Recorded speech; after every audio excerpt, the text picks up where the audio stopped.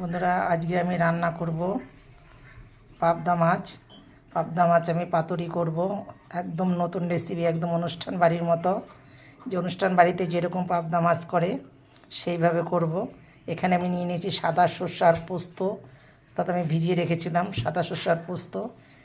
এর ভিতরে দিয়ে দেবো কটা কাঁচা লঙ্কা, সামান্য একটু টমেটো আর একটু আদা। এর সঙ্গে আমি দেবো, কারণ চাল মগজ তো পোস্ত দিয়েছি, আমি চাল মগজটা দেবো না। একদম অনুষ্ঠান বাড়ির মতন সব কিছু করে আমি রান্না করব পাবদা মাছ। আমি এখানে যে মশলাটা করব, এটা আমি সর্ষের তেলে করে নেব মশলাটা। এটা আমি কাঁচা জল দেবো না, এই তেলটা দিয়ে আমি বেটে নেব। বন্ধুরা, এখানে আমি নিয়ে নিয়েছি পাবদা মাছ। এখানে আমি অনেকটা 600 মতন পাবদা মাছ নিয়ে নিয়েছি। এই 600 মতন পাবদা মাছটা আমি কিন্তু বললামই তো অনুষ্ঠান বাড়ির মতো একদম আমি ভাপা করব। একদম নতুন রেসিপি, যেভাবে অনুষ্ঠান বাড়ি করা হয় পাবদা মাছের ভাপা, ঠিক সেইভাবে আমি করব। আরও আমার এই পাবদা মাছের রেসিপি করা আছে, কিন্তু আমার ইউটিউব ফেসবুকে আমার ছাড়া আছে।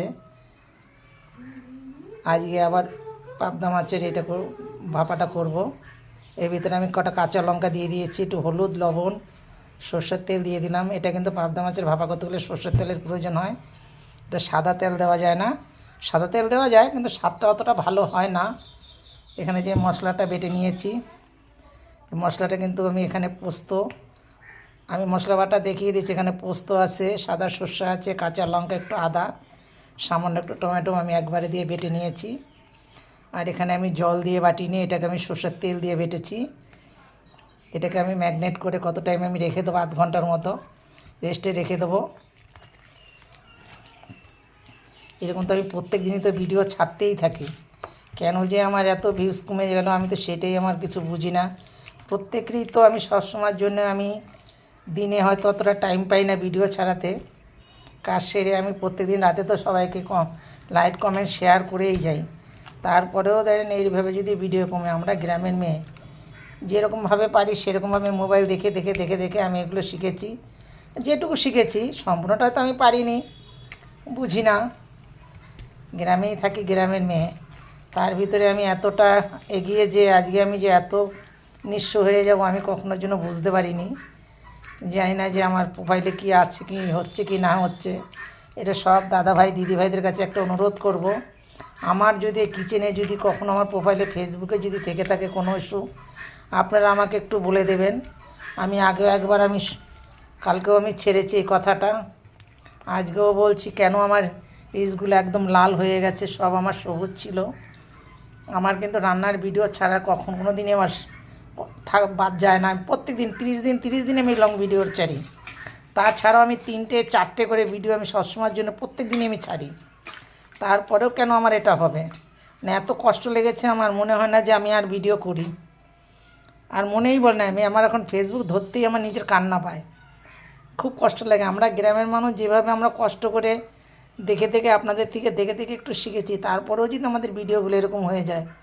একটা পর্যন্ত রান্নার ভিডিও করতে কত কষ্ট হয়, কত টাইম লাগে, এইভাবে করে আমরা ভিডিওগুলো করি। এই এখন আমি মাছটাকে দিয়ে দেবো। আমি কিন্তু কৌটার মধ্যে বা কিছুর মধ্যে ভাপা করব না, এই কড়াইটার মধ্যে আমি ভাপা করে নেব সম্পূর্ণ মাছটা। এর ভিতর কাতলা মাছই দিয়েছি আমি 3 পিস।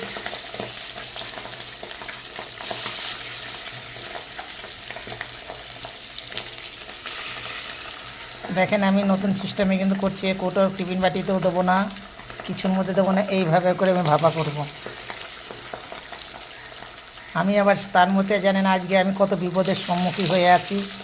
আমার একটা নাতি, সে হসপিটালে ভর্তি।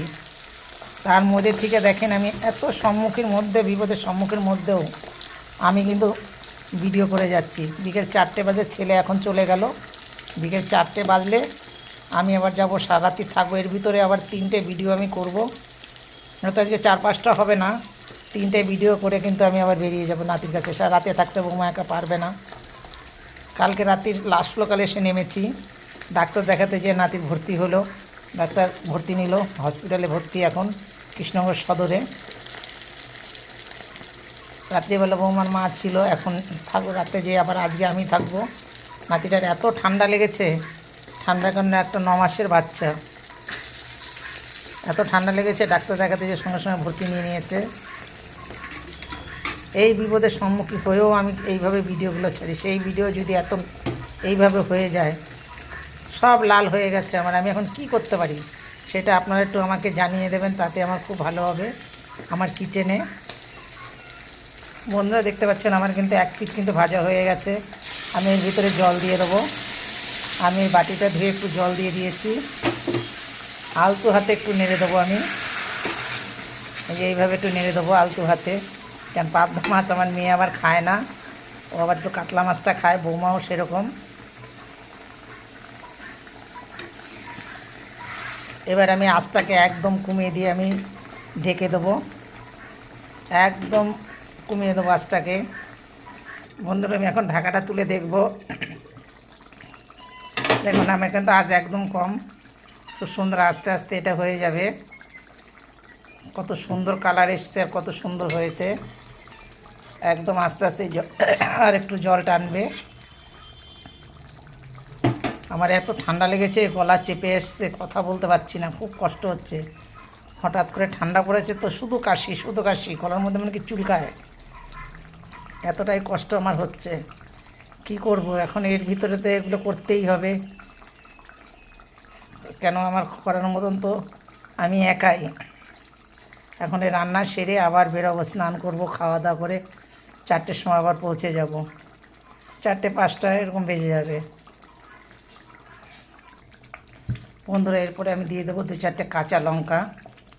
কাঁচা লঙ্কাটা চেরা কাঁচা লঙ্কা দিলে ফ্লেভারটা ভালো আসে। আর 2-3 মিনিট পরে আমি নামিয়ে নেবো তরকারিটাকে। এখন পাবদা মাছের পাতুরি করেছি আমি, কোনো কাজতে আমি দেইনি কিন্তু বসিয়ে, আমি ডাইরেক্ট কড়াইয়ের সঙ্গে করেছি। আর সামান্য একটু ঝোলটা টানলে পরে আমি নামিয়ে নেব। পাবদা মাছের পাতুরিটাকে কিন্তু এইভাবে করেও খাওয়া যায়, টিফিন বাটিতে করেও ভাপা করা যায়, কিন্তু আমি কড়াইতে দিয়েছি, যার জন্য আমি পাতুরিটা করেছি। বন্ধুরা এরপরে আমি কিন্তু হালকা একটু সরষের তেল মেরে দেবো, সামান্য একটু সরষের তেল দিয়ে দেবো, দিয়ে 2-3 মিনিট পরে আমি নামিয়ে নেবো। তারপরে তেলটা একটু কাঁচা গন্ধটা গেলেই, মানে হালকা কাঁচা গন্ধটা যাবে, বেশি যাবে না, তারপরে আমি নামিয়ে নেব।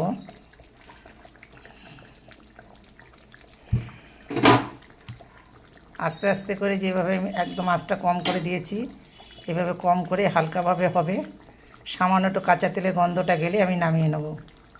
2-3 মিনিট পরে নামিয়ে নেব। বন্ধুরা আমার পাবদা মাছের পাতুরি হয়ে গেছে, আমি এখন নামিয়ে নেব। বন্ধুরা আমি কিন্তু পাবদা মাছের পাতুরি হয়ে গেছে, আমি কিন্তু নামিয়ে নিয়েছি। একদম কিন্তু বুঝতে পারছেন আমার মাছ কিন্তু একদম গোটা গোটা আছে। আমি যখন নেড়েছিলাম তখন কিন্তু একদম আলতু হাতে করে নেড়েছিলাম, আলতু হাতে করে নেড়েছি বলে কিন্তু মাছ আমার একদম গোটা গোটা আছে। এইভাবে কড়াইতে পাতুরি করলে মাছ বেশি নাড়া যাবে না, বেশি নাড়তেও নেই। আর যেটুকু নাড়াচাড়া দেবে একদম আলতু হাতে সুন্দর করে নাড়বে, কারণ বেশি জোরে নাড়লে কিন্তু মাছগুলো ভেঙে একদম কাটে বেরিয়ে যায়। আমার এই পাতুরিটা দেখে একটা লাইক কমেন্ট শেয়ার করে দেবেন, তাতে আমি খুব খুশি হব।